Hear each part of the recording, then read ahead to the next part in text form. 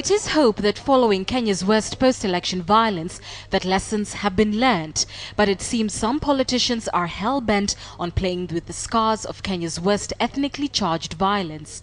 William Ruto and Uhuru Kenyatta have vowed their names will be on the ballot box and hope their G7 alliance, which draws the support from the Gema and Kamatusa communities, will get them there.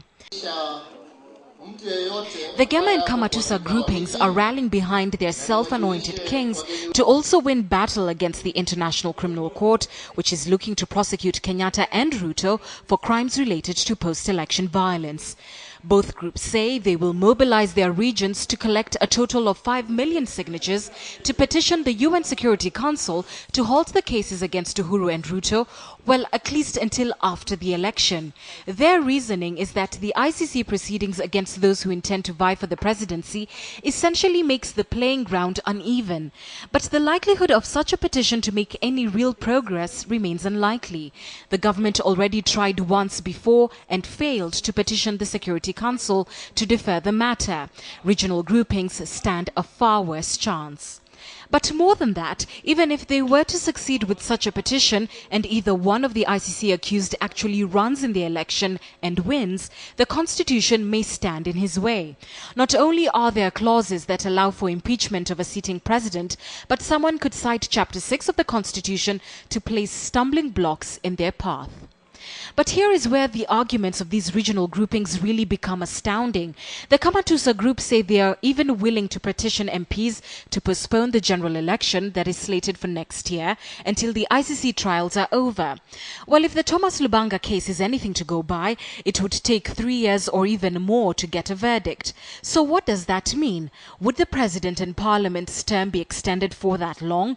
It will no doubt result in a constitutional crisis. The spiral effect that would have on an economy that already faces a crisis of confidence is anyone's guess. But here's the real shocker. The Kalenjin elders said that they will prevail upon athletes from their community to boycott this year's Olympic Games. Now that remark has been greeted with outright outrage by the two big sporting outfits in the country. The National Olympics Organizing Committee has said there is no way Kenya will miss the Olympics and warned politicians to keep off sporting matters. Athletics Kenya also expressed shock at such remarks, saying politicians should not use sports to divide Kenyans. It is now expected that unless otherwise stopped, all the big tribes, stroke cultural, stroke language groups shall have revenge meetings calling for a lawyer endorsement of a preferred presidential aspirant. Cracks began to emerge within the so-called Kamatusa alliance only a day after its resurrection. Maasai leaders said they were not the Ma in the Kamatusa and declared their support for ODM. I equate this Kamatusa as a cloud without water hovering in the sky aimlessly. We are in ODM. Kamatusa stands for Kalenjin, Maasai, Turkana and Samburu communities. Ann Kiguta, KTN Prime.